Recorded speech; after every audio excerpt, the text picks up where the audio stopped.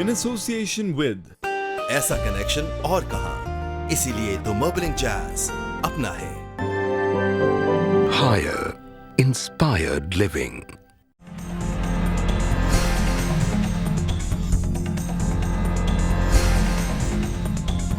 अस्सलाम वालेकुम, good evening and बिस्मिल्लाहिर्रहमानिर्रहीम। पाकिस्तान का मतलब क्या? ला इलाहा इल्लल्लाह। एक ज़माने में this was almost an uncontested notion, क्योंकि शायद उस ज़माने में इस्लाम का मतलब भी बहुत सारे पाकिस्तानियों के लिए क्लियर था, वाज़ेह था। आज ये नारा जो हमारी तहरीक, हमारी मूवमेंट फॉर इंडिपेंडेंस से वाबस्ता है, आज ये नारा भी एक कंट्रोवर्शियल और डिबेटेबल आइटम रह चुका है।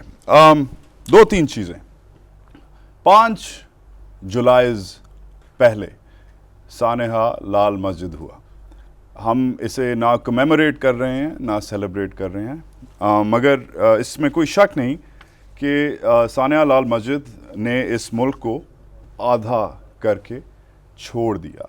एक तरफ हमारी liberal intelligentsia, academic, professional, progressive, जो भी कह लें, जो हमारे तबके हैं, एलीट्स कुछ लोग उन्हें कहते हैं, मैं इसमें बिलीव नहीं करता, मगर एक तरफ वो मौक़िफ़ था कि चर्च एंड स्टेट मतलब रियासत और मस्जिद में फ़र्क है, और जब मस्जिद रियासत को थ्रेटन करेगी तो उसे तोड़ दिया जाएगा।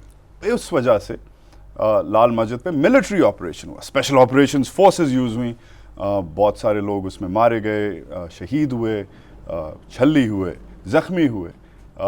दूसरी तरफ जो हमारी रिलीजियस राइट का मौक़िफ़ है लाल मस्जिद के बारे में, वो हम सबको वाज़ेह तौर पे पता है कि उसके बाद Lal Masjid was cited as the complete total, I guess you can say, इसे यही कह सकते हैं, क्रूअल्टी ऑफ द स्टेट, कि जो रियासत है उसने ज़्यादती की मुसलमानों पे, मस्जिद पे और इन अ वे इस्लाम पे।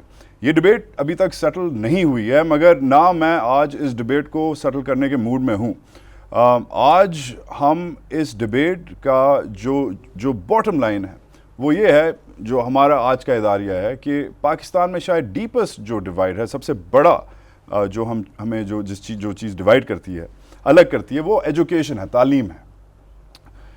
तालीम ने लाल मस्जिद के स्टूडेंट्स को जो उन्होंने किया, उस पे शायद वो तालीम की वजह से हुआ जो पाकिस्तान अफवाज, पाकिस्तानी रियासत के जिन लोगों ने, जो उनकी तालीम है, जो उन्होंने करना था, उन्होंने अपनी तालीम, अपनी ट्रेनिंग के हिसाब से किया।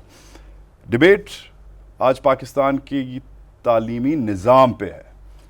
मेरे साथ स्टूडियो में बड़े अरसे बाद टीवी पे आ रहे हैं, आते नहीं हैं, बहुत शुक्रिया हमारे साथ आने का। मौलाना अब्दुल अजीज़ साहब, ख़तीब हैं आप लाल मस्जिद के। दूसरी तरफ काउंटर नैरेटिव, जिसे कह सकते हैं, गाजी साहब का एक नैरेटिव होगा, उसका काउंटर नैरेटिव होगा, वो गलत होगा, सही होगा, ये हम नहीं डिसाइड करेंगे, आप करेंगे। अमेरिका से, प्रिंसटन यूनिवर्सिटी में, न्यू जर्सी से हमारे साथ मौजूद हैं डॉक्टर परवेज़ अमीर अली हुड भाई, लम्स और कायद आज़म यूनिवर्सिटी में प्रोफेसर हैं। प्रोफेसर साहब, बहुत बहुत शुक्रिया, thank you for joining us.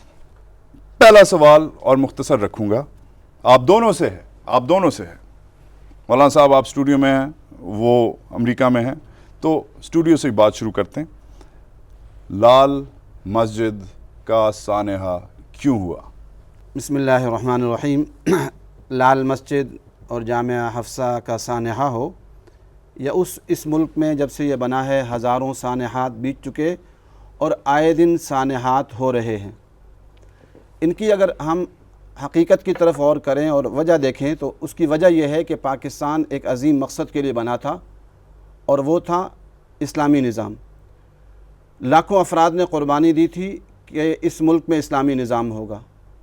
अगर हमारी अदालतों में इस्लामी निज़ाम होता, तो आज जो अदालतों में आए दिन नए नए मसाइल बन रहे हैं कि अदालतें एक फ़ैसला करती हैं, दूसरी तरफ से नहीं माना जाता, चूँकि वो हर एक की राय है ना। हर एक कहता है ये सुप्रीम कोर्ट की राय है, हम नहीं मानते, चूँकि सुप्रीम कोर्ट अपनी राय रखता है। तो मैं ये समझता हूँ कि पाकिस्तान के तमाम सानेहात, और ख़ुसूसन लाल मस्जिद और जामिया हफ्सा का सानेहा, जो पाकिस्तान की तारीख़ नहीं बल्कि पूरी इंसानियत की तारीख़ का एक बहुत अलमनाक सानेहा है, उसकी वजह भी यही हुई کہ اس کو قرآن و سنت کی روشنی میں نہیں دیکھا گیا بلکہ امریکہ کی اینک سے ہمیں دیکھا گیا. امریکہ کی اینک سے. ایک منٹ ادھر بریک لگائیں. میں آج کوشش کرتا ہوں کہ کم بولوں، مگر جو مجھے سمجھ آئی ہے بات آپ یہ کہہ رہے ہیں کہ ریاست جو ہے، جو اسٹیٹ ہے، وہ اگر اس چیز کو قرآن اور سنت کی اینک سے دیکھتی اور امریکہ کی اینک سے نہیں تو یہ نہیں ہوتا. آپ یہ کہنا چاہ رہے ہیں. نہ ہوتا. میں پروفیسر پرویز امیر علی ہڈ بوائے کے پاس چلتا ہوں. پروفیسر ہڈ بھائی، مجھے یہ بتائیے کہ آپ نے سنی گفتگو کا آغاز ہی ہوا ہے. مولانا صاحب کہتے ہیں کہ this has nothing to do with Islam, this has nothing to do with right, this has everything to do with looking at the perspective. قرآن اور سنت کی نظر سے اگر سانحہ لال مسجد کو دیکھا جائے تو وہ ہوتا ہی نہیں. کیا کہتے ہیں آپ؟ دیکھیں، جب قرآن اور سنت کی نگاہ سے کسی بھی مسئلے کو دیکھا جاتا ہے تو بہت سی آراء سامنے آتی ہیں، اور مولانا صاحب کی ایک نظر ہے، کسی اور کی کچھ اور ہو سکتی ہے. لیکن ہمارے معاشرے کے اندر ماننا پڑے گا کہ ایک دراڑ ہے، اور اس دراڑ کے ایک طرف وہ لوگ ہیں جو چاہتے ہیں کہ پاکستان دنیا کا ایک عام ملک بنے، جس طرح سے دنیا کے 170-180 ممالک ہیں، اور جہاں بچوں کو وہ تعلیم دی جاتی ہے جس سے ملک خوشحالی کی طرف آگے بڑھتا ہے. تو ان کو خوشبوؤں، پھولوں کے نام بتائے جاتے ہیں، ان کو بتایا جاتا ہے کہ ستارے کیوں چمکتے ہیں، انہیں سائنس پڑھائی جاتی ہے، ان کو جغرافیہ اور تاریخ پڑھائی جاتی ہے. تو اس سے معاشرہ ایک خاص سمت میں چلتا ہے حالی کی طرف، اور وہاں مقصد یہ ہوتا ہے کہ اس معاشرے کے لوگ خوشحال زندگیاں بسر کریں.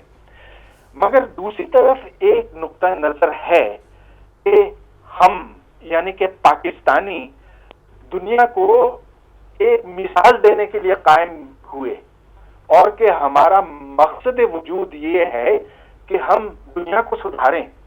تو بچوں کو ایسی تعلیم دی جائے کہ وہ جنگ و جدل کے لیے ہمیشہ تیار رہیں. اب ظاہر ہے کہ جب اس طرح کا ایک تفرقہ ہوگا کسی بھی معاشرے کے اندر تو تصادم تو ہوتے رہیں گے. اب لال مسجد میں جو ہوا وہ میں نہیں سمجھتا ہوں کہ کسی ایک حکمران کا کیا ہوا ہے یا اس میں ریاست نے کوئی ایسا بڑا ظلم کیا. جب وہاں پر طالب علم بندوق اٹھاتے ہیں تو ریاست پھر قدرتی طور پر اس کو روکنے کی کوشش کرتی ہے، اور معاملہ یوں بگڑ گیا. اب مولانا صاحب پتہ نہیں اس کے بارے میں کیا کہتے ہیں. مولانا صاحب دیکھیے، جہاں تک خوشحالی کا تعلق ہے تو میں یہ سمجھتا ہوں کہ اگر کسی ملک میں خوشحالی آ سکتی ہے تو وہ قرآن و سنت کے نفاذ سے آ سکتی ہے. قرآن و سنت کے نفاذ کے بغیر امن قائم نہیں ہوتا. اگر اس وقت سعودی عرب میں امن قائم ہے تو وہ قرآن و سنت کے نفاذ کی وجہ سے ہے. ہمارے ملک کی بدامنی کی ایک منٹ مولانا صاحب، ایک منٹ معذرت کے ساتھ، سعودی عرب میں امن ہے؟ جزوی مکمل اسلامی نظام وہاں نہیں ہے.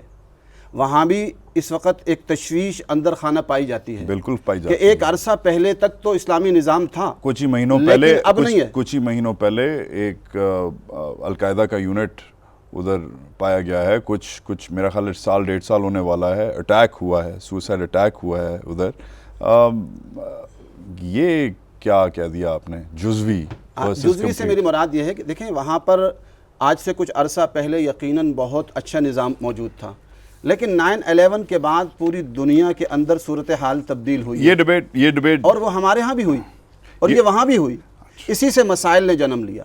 زیادہ مسئلہ ہمارے پاکستان میں اس وقت پیدا ہوا ہے جب 9/11 کے بعد ہم نے امریکی اینکیں لگائی ہیں. ٹھیک ہے، اور سب کو امریکہ کی اینک سے دیکھا. امریکہ کی اینک کو ذرا ٹیبل پہ رکھیں. میں نے وقفہ لینا ہے، وقفے کے بعد پھر سے حاضر ہوتے ہیں. ادھر دوسری طرف ڈاکٹر پرویز ہڈ بھائی کیا کہتے ہیں امریکہ کی اینک کے بارے میں، کیونکہ ادھر تو مولانا صاحب نے خالی اپنی اینک لگائی ہوئی ہے. لال مسجد کے سانحے پر ہماری اختلاف اور ہماری ڈیبیٹ جاری رہے گی. Stay with us.